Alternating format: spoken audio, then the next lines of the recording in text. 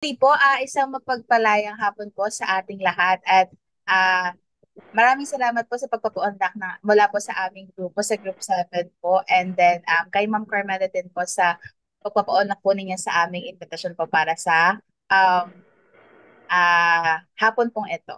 And then, ang purpose po ng aming interview po para po sa araw na ito ay, katulad po na nasabi ko kanina, ay in response po sa aming course requirements sa values integration in various disciplines. Dito po pinapatungkulan po yung i-integrate po ng values across all subjects and disciplines po, including TLE. Kaya naman po, kami po ay naghahanap po ng mga TLE coordinator po from private schools to conduct interview nila sa inyo kung para po ma-assess po namin whether meron po bang process ng values integration po sa inyong pagtuturo po ng TLE. And this afternoon po, kami po yung mga magiging interviewers po from Bachelor of Values Education from Philippine Normal University, Manila. We are third year college student, pre-service teachers po. And ako po si Maria Luisa Ipilapil, kasama po ang aking mga kagrupo, si Teacher Michelle, Teacher Monique, and Teacher Pia. And kinalulugod din po namin i-honor din po ang ating interviewee po for this afternoon na si Ma'am Carmela D. Balacan. Bukalan? Mula po sa Bukalan? action It's Bukalan. Di Bakalan po ay maraming salamat po sa pagka-correct.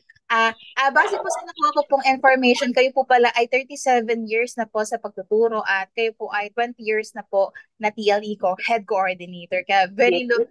much looking forward po kami na ma-meet po kayo kasi sobrang tagal niyo na po pala sa field and excited na po kami makakuha po ng mga inputs po mula sa inyo. At kayo po pala ay mula po sa Angono Private High School. So, ayun po, muli po, ina-acknowledge po natin ang ating interviewee for this afternoon na si Ma'am Carmela.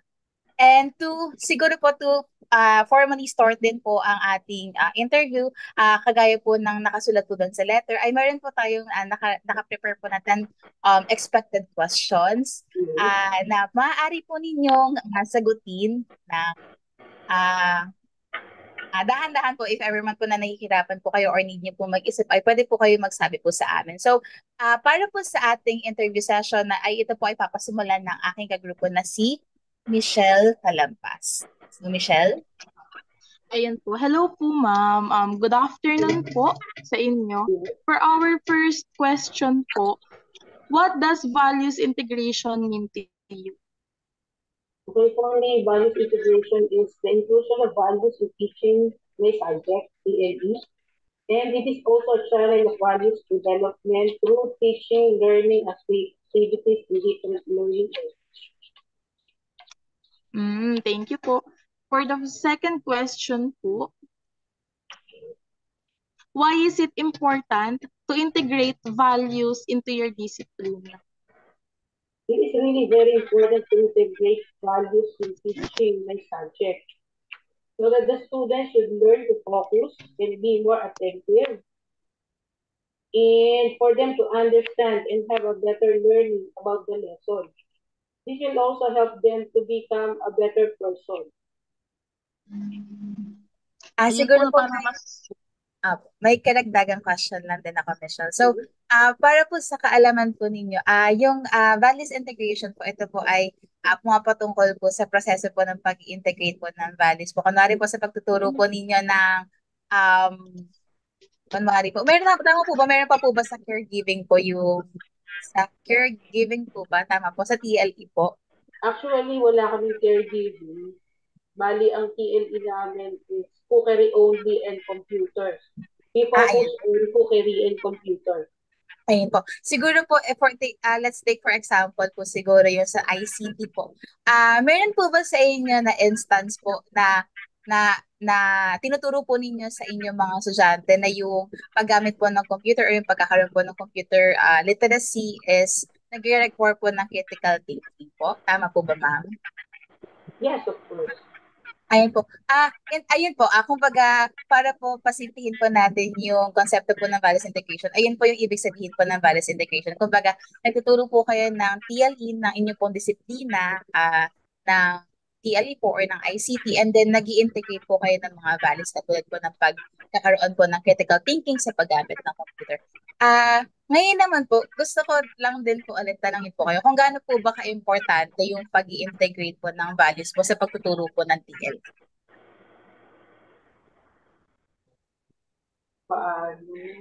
Gaano ka-importante ang values? Napaka-importante ng values sa pagtuturo ng TLE. Katulad ng critical thinking sa computer, kasi kapag wala ka ng critical thinking, medyo mahihirapan ka na i-analyze, lalong na dun sa computer hardware services, yung mga bagay-bagay tungkol sa computer. Ayun. So, bilang isang TLE teacher po, naniniwala po ba kayo na meron din po kayong integral part po bilang kumbaga naniniwala po ba kayo na hindi lamang po kayo TLE teacher but also character education teacher kasi po if nag-i-integrate po kayo ng values po sa inyo pang discipline. Oo. Mula po kayo sa paano po? A teacher naman is parang the totality of the whole of all person, of all profession. Yes, Mitch. Ayun po, no, balikan lang natin yung sagot ni ma'am dun sa question 2. Sinabi niya na yung sa may question 2, kaya importante yung pag-integrate para mas maturuan yung bata ng tamang paggamit sa TLE or ng mga computer. So for question 3 po, ano-ano po yung mga values na na-integrate nyo commonly and ano po yung basis nyo sa pagkuha or pili ng mga values na ito na ito yung values na ituturo ko para dito. Ano po yung naging basis nyo and ano po yung mga common na values na ito? Actually, yung values na sinasabi mo na sinututuro ko, actually, hindi naman siya talaga inilalagay as part of the lesson. Parang lumalabas lang siya while you are teaching the subject. So, usually, in cookery, yung values na organization, how to be organized in the process, in the steps, yun yung nai-input ko sa pagtuturo ng cookery. And then aside from that, yung self-responsibility of a person, kasama din siya sa naituturo ko sa cookery. And ang basis ko dito is, depende doon sa topic. Depende doon sa subject matter. Like for example, pag sa practicum na, o doon sa pinaka-actual process na nagagawin nila, so doon ko ino-observe yung mga bata kung yung bang in-explain ko sa kanila how to be organized in preparing, in presenting, in doing their work, nakikita ko ba yun sa kanila. So, yun yung mino-monitor ko. Aside po, parang na-curious po tuloy kami kasi po, sasabi niyo po yung about po sa cookery, about sa organizational skills po and yung social responsibility po. And tama po ba yung obedience po nila sa pagsunod po ng mga steps na itinuturo po ninyo sa pagluluto? Curious po kami sa, ano po ba yung iba pong domains po ng TLE po na meron po kayo aside po from cookery? Kasi kami, finokus namin doon sa dalawa lang cookery and computer. Okay, kasi nga meron tayong K-12, parang yung TLE ng junior high school, parang ang ginawa namin is ini-align namin doon sa TLE ng senior high, which is the ICT and TVL, Technology and Vocational Learning, ganyan. So, ini-align namin siya doon. Kaya nag-focus kami sa cookery and computer. Ang computer namin, we have the hardware servicing, computer hardware servicing, and the software. So, yun. Wala na kaming ibang domains ng TLE except that. Ayun. Parang na-curious po tuloy kami kung ano naman po kaya yung values po na aside po from critical thinking po, yung possible po na nai-integrate po ninyo when it comes po to teaching ICT.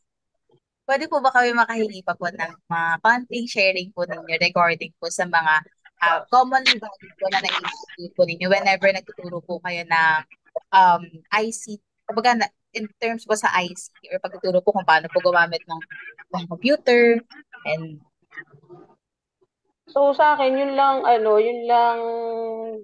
aside from the critical thinking nga, ano to, yung deeper understanding, okay, on how you're going to analyze the step-by-step procedure, especially in doing the hands-on activity in computer. So, iyon. Mayroon din po bang instance po, ma'am, na natuturuan din po ninyo yung mga students po na kumbaga how to be accountable po sa kanilang paggamit po ng computer? Yes, of course. Paano po kayo? Sa paano po kayong para? Like for example, before you use the computer lab, meron kaming do's and don'ts on how to use them, on how to use the parts of the computer. Now, whenever they do something which is not appropriate to sa mga parts ng computer, accountable sila doon, liable sila doon. Oh, ayun, kumbaga sa process of learning din po ay involved din po yung values. Kumbaga yung pagiging accountable at responsible po nila towards using the equipments po ng inyong pong school. Tama Yes. po ba? Mm-hmm. Sige po, maraming salamat po doon. Next question po si Berta. Yes, Monique. Ayun. Thank you po sa answers po ninyo, Ma'am Carmela. No? So, para po sa ika-apat na question, ang question po namin dyan ay, in which part po of your lesson plan do you usually integrate values? And how often do you do this po? Sa akin, ang part ng lesson plan ko kung saan ko ini-integrate, katulad ng sinabi ko kanina kay Miss Pio, sa computer, before we begin using the computer lab, meron na kaming do's and don'ts. So doon pa lang, parang nai-integrate ko na yung values of how you're going to use the computer properly. Tapos, hindi naman siya lagi, basta i-remind mo lang yung mga estudyante, okay? Yung sa proper use ng computer. So, ganun. Siguro po, Thank you very much po. pwede po ba nating hingan si ma'am na, kunwari in scale 1 to 10 po, gaano po kaya kadalas po ninyo po na i-integrate? Aside po doon sa, kunwari po sa rules po of using computer, meron po bang instance na kunwari sa, hello po. Ayun, kunwari po sa generalization part po, or doon po sa may wrap up or application activity po ba, nakakapag-integrate din po ba kayo? Doon sa pinaka-teaching process. Opo. Pwede po ba kayo mag-share po ng one experience po ninyo kung paano po kayo nag-i-integrate sa application part po?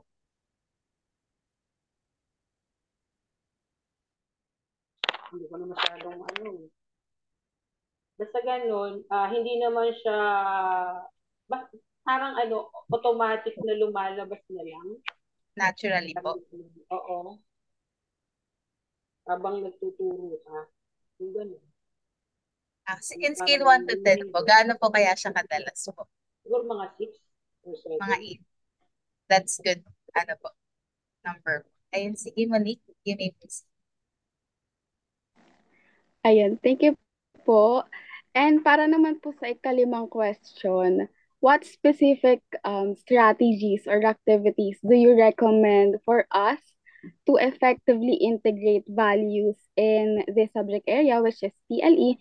And do you find digital or online tools useful in values integration po? So, question number 5.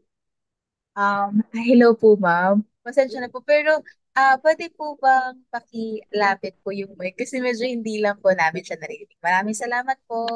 Yun pala yun. Ayan. Hindi ko kasi nalagay yung mic nitong headset. Opo. Okay lang po. Maraming salamat po. For question number 5, what specific strategies or activities do you recommend for us? So siguro yung meron kang rating scale, okay? Para ma-check mo kung yung values ba na in-integrate mo do sa lesson mo ay na-achieve mo. Yun. So, katulad sa amin sa cookery or sa practicum part ng subject, yung cleanliness and organization, yung being an organized person, nire-rate din namin yun. Tapos, with regards to digital and online tools, useful siya. Meron po ba Ayun. kayong, So, ah, nasabi niyo po na Useful siya kasi, alimbawa, meron kang checklist na ganun. You also give this to the students and then evaluate themselves. Para malalaman mo if their evaluation is similar to your evaluation. yun medyo So, naglalagyan.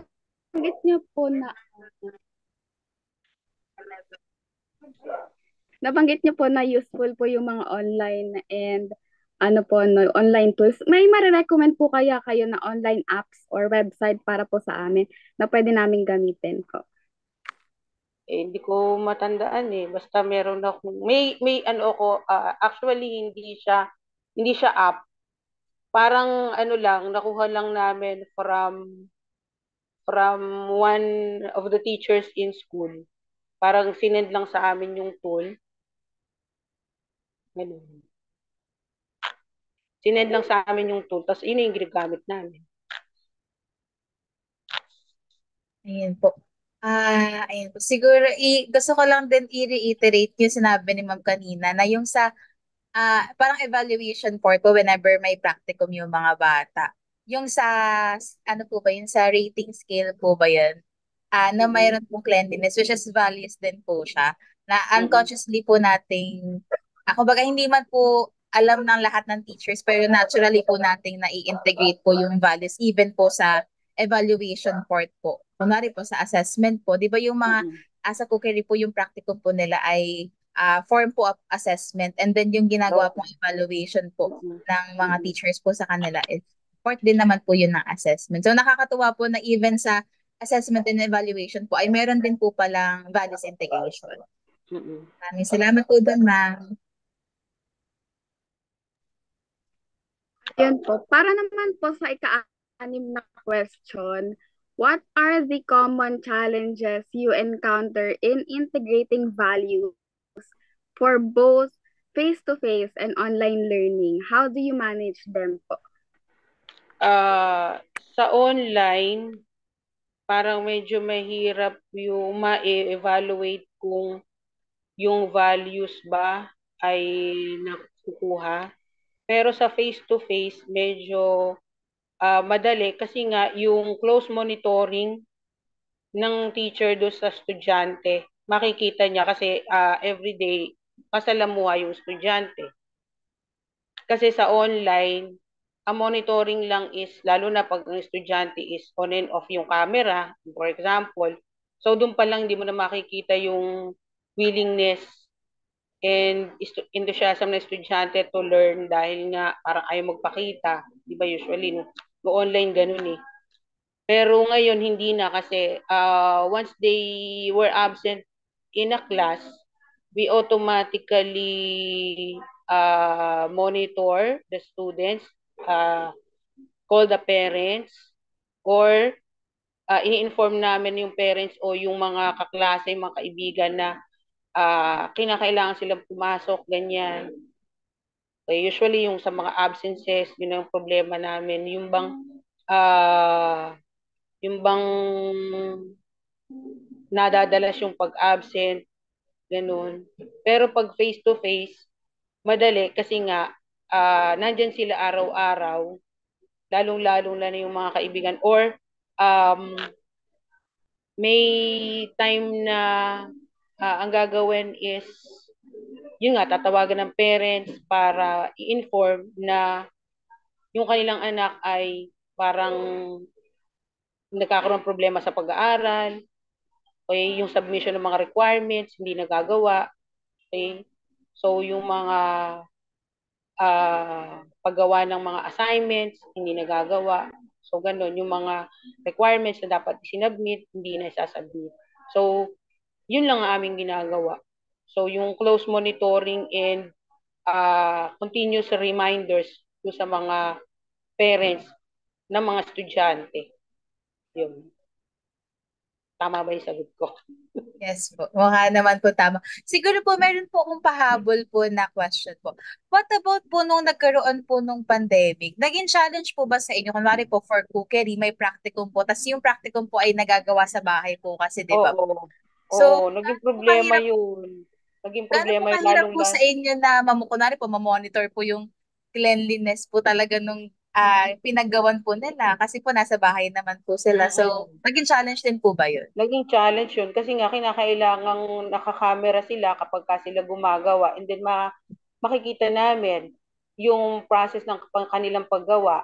Halimbawa, yung step by step ba, tapos yung area ba nila, malinis, yung bang lahat lang na nakalagay doon sa table nila, yung mga ingredients na kinakailangan gamitin. So, yun. Kinakailangan lang, meron silang camera, nakakamera, para ma-monitor namin. Kaya nagkaroon ng problema dahil usually ang sinasabi ng mga estudyante, sira camera, ganun. So, mahirap. Pero pag yung face-to-face, madali naman kasi nga, dito na sa eskwela ang ginagawa. Kumbaga nako-closely monitor niyo po yung discipline po nila sa paggawa, yung isa po sa Okay. practicum po nila. Which is, tama po ba? Mahalaga din po when it comes to, Okay. kunwari po, integration po ng values. Yung discipline din po ng bata mula sa proseso po ng pagkatuto. Katulad po nung maayos na pagbabalik ng mga gamit kapag nagluluto po. Ayun po. Maraming salamat po doon. And I guess next question. Question number 7. Okay. So, good afternoon po, ma'am. So, based po dun sa mga answers nyo, no? So, sa mga close monitoring sa online and face-to-face classes. So, how do you determine whether the learners have successfully absorbed and perceived the value you want to integrate into your lessons? So, katulad nga ng sinabi ko, as we go on to the next activity or next practicum, I always see to it na ma-observe ko yung pamamaraan ng kanilang paggawa, okay? Yung pag-present nila ng kanilang work, if they have observed yung cleanliness, organization, doon sa process. So, in a way, nagiging conscious sila and aware na kinakailangan ganito yung gawin natin, kinakailangan maging maayos, kinakailangan step-by-step procedure para magkaroon sila ng best output. Yun. Yun po. May pahabol po siguro akong question. Gaano po kahalaga po kaya yung values po ng isang bata wala po sa pagka-develop po ng skills po niya? Specifically po kasi ang TLE po ay skill-based subject po. Gaano po kaya ka-important po yung values po ng isang bata sa pagkaka-develop po ng kanyang skills? Kasi po, di ba po sa TLE, balance po, content, skills, and gaano po kaya ka-importante yung attitude or yung values po ng bata wala po sa skill development po nila in terms of TLE? Napaka-importante nung values development pagdating sa TLE. Dahil doon mo nga makikita na yung ginagawa mo ay tama. Then, doon mo din malalaman and doon din ma-observe na ibang tao that you are different from others. Na, halimbawa, wala ka sa bahay niyo, napunta ka sa ibang bahay, and then you help your classmates or your friends in doing in cooking, ganun. Doon pa lang makikita nila na, iba tong batang to, marunong gumawa, maayos, masinop. Doon makikita nila na yung values na na-form mo nung ikay nag-aaral, madadala mo siya. Madadala mo siya kahit saan. Yun.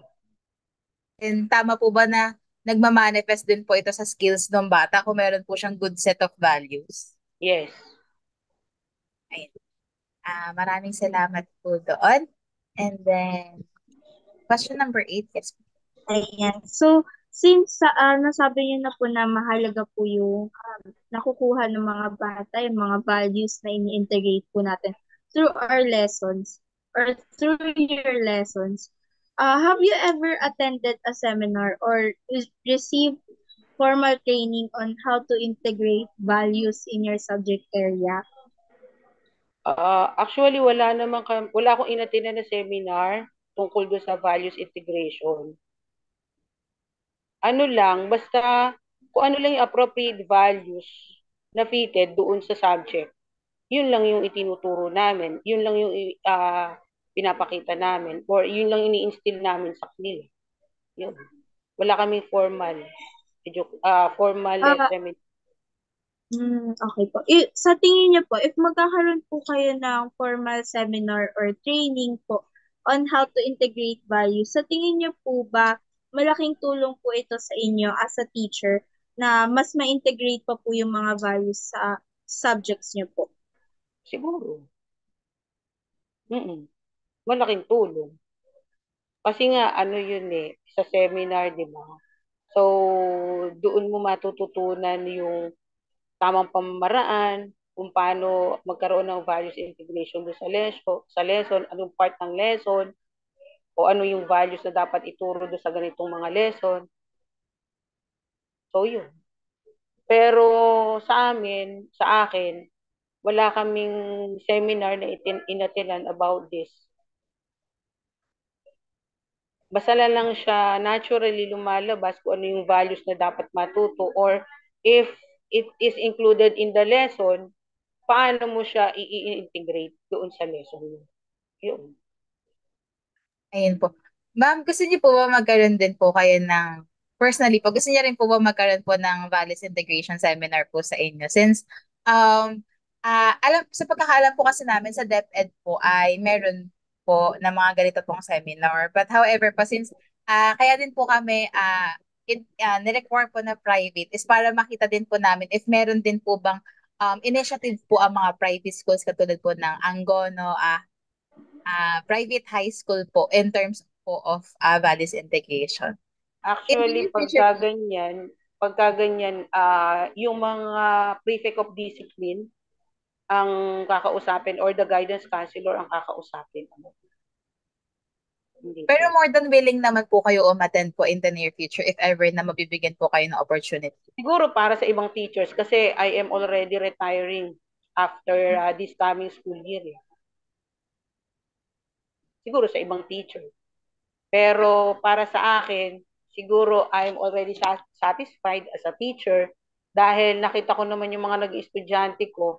At first, sa simula, nung estudyante ko sila, grade 9, medyo critical na ano yan, na year level yan, sa grade level. Medyo pasaway, ganyan-ganyan. Pero as they go on, they learn. Makikita mo na naman naging successful, mga cum laude pa yung iba. So, para sa akin, okay na ako. Kasi ituturo naman namin sa kanila yung tamang values bilang isang tao. Pero last question na lang po siguro. As a TLE head coordinator po for almost 20 years po, if mabibigyan po kayo ng chance na makapag-create po ng isang initiative po for values integration mula po sa mga TLE teachers po mula sa Angono, willing naman po kayo mag-conduct po? Mabibigyan ako ng chance na Na magkaroon. makapag-lead po ng values integration seminar po para po sa mga TLE teachers po for Angono. Oh, willing naman. And paano niyo po ba gustong matutunan din po nila yung values integration? Pwede. And so, dako na po tayo sa second to the last question po. So, for question number 9 po, what advice would you give uh, to the pre-service teachers po? Wala po sa amin, the mga third year college student po. And this year din po ay magpa-practicum na po kami at next year po ay lalabas na rin po kami ng PNU about integrating values in your subject area po. What should we avoid and what factors should we consider? Sa akin, be the best example of the values you are teaching. Kasi students really appreciate teachers who do what they say. Talagang kung ano yung sinasabi mo, nakikita nila na ginagawa mo, talagang very appreciative sila doon.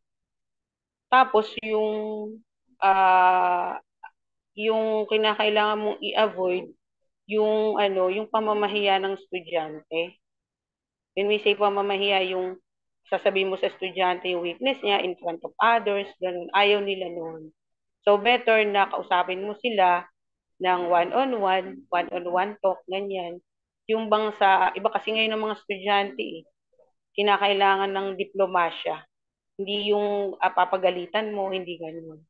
So, diplomasya, lalong-lalo sa mga lower sections. Higher sections, madali silang pasunurin, madali silang turuan. Pero ang lower sections, medyo mahirap. Pero after they have graduated, sila yung mga sweet. Sila yung mga lalapit sa iyo. Sila yung mangungumusta sa iyo. Ganun. Sila yung, kumbaga, talagang nagkaroon ng tatak. Nagkaroon sila ng tatak. Yung, yung pagkatao mo bilang teacher, parang tumatatak sa kanilang isip at sa kanilang puso. Yun. Yun po. So maraming salamat po doon. Pwede ko po ba itanong if nabanggit niyo po kasi yung about po sa halos pagmamanage po ng students. Very integral din po ba para po sa inyo yung reflection po or yung application po ng values when it comes po sa classroom management? Kunwari po sa inyo po, gaano po kahalaga po yung values po sa class in terms po sa classroom management po? Oo, napakahalaga. Kasi before you begin the lesson, the class, syempre, i-check mo yung cleanliness ng classroom. Yan.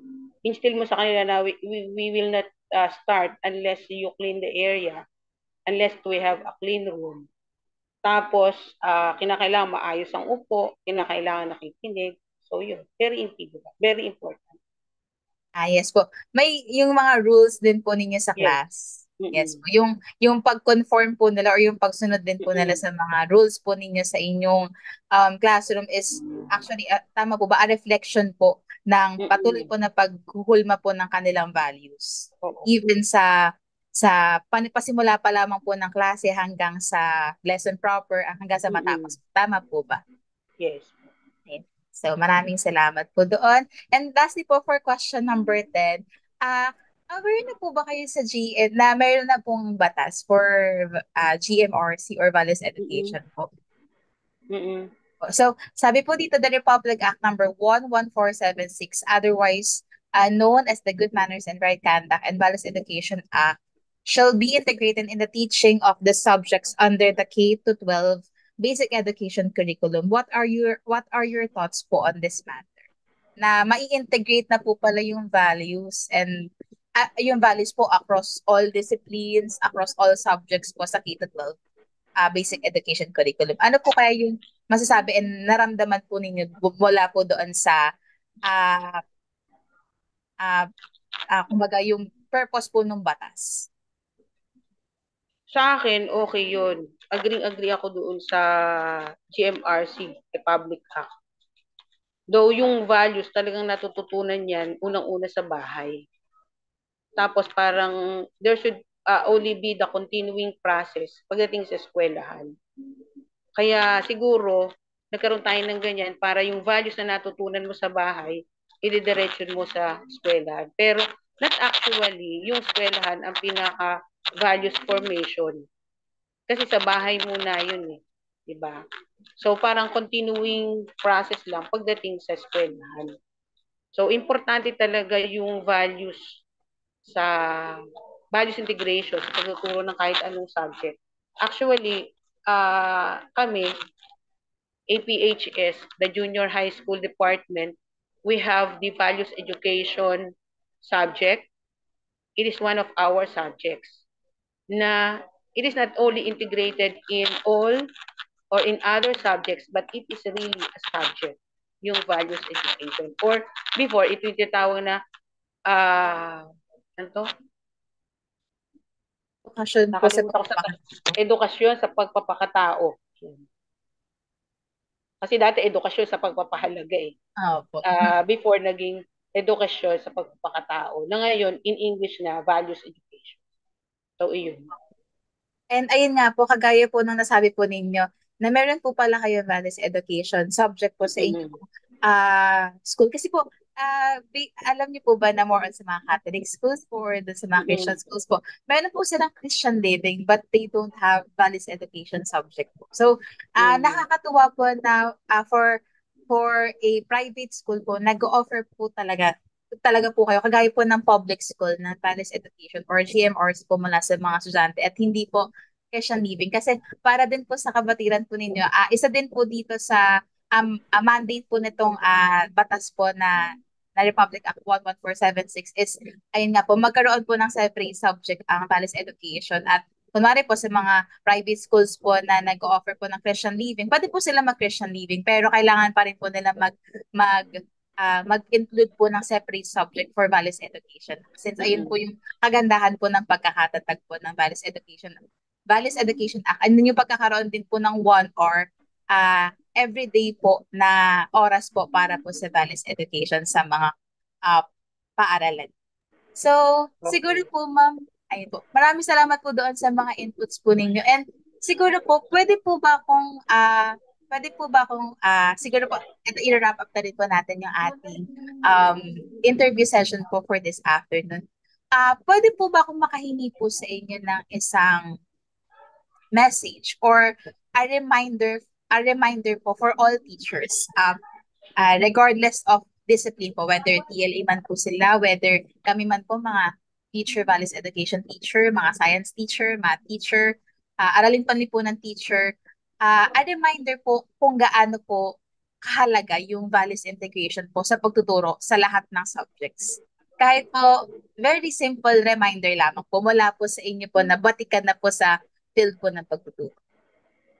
Bilang isang teacher, ang kailangan lang gawin ay magkaroon ng pagpapahalaga sa pagtuturo sa profession mo bilang isang teacher. Tapos, lagi nating iisipin na ang ginagawa natin ay para sa mga bata. Na kung ano yung ginagawa natin, magre-reflect yun doon sa kinabukasan ng mga bata. So, alalay tayo. We are the guiding factor doon sa future ng mga bata, ng mga estudyante. So, yun. Tapos, sa akin, siguro kaya ako tumagal dahil yung mawili ako sa mga estudyante, sa mga bata, though nakahandle ako ng medyo matitigas ang ulo, pero actually, na-handle ko naman siya or na-manage ko naman siya ng maayos.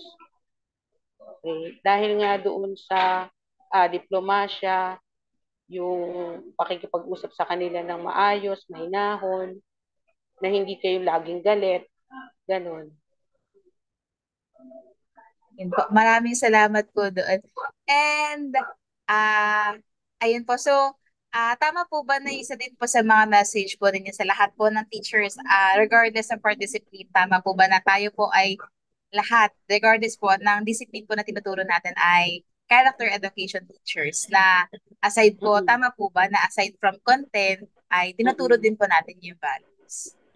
Tama po ba? Opo, yes.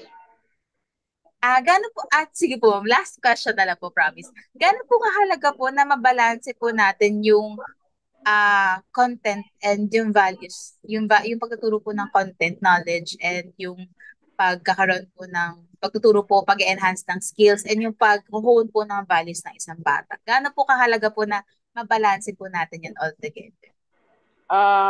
Mahalaga mabalanse kasi natatapos mo yung content, yung subject matter, and then in the same way, nakikita mo na yung values na in-integrate mo doon sa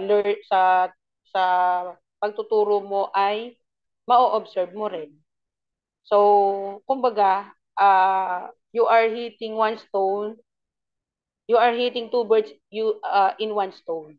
Parang ganun. Kumbaga tama po ba, nagkakaroon po ng holistic po na pagkatuto po yung mga bata Oo. dahil balance. Oo.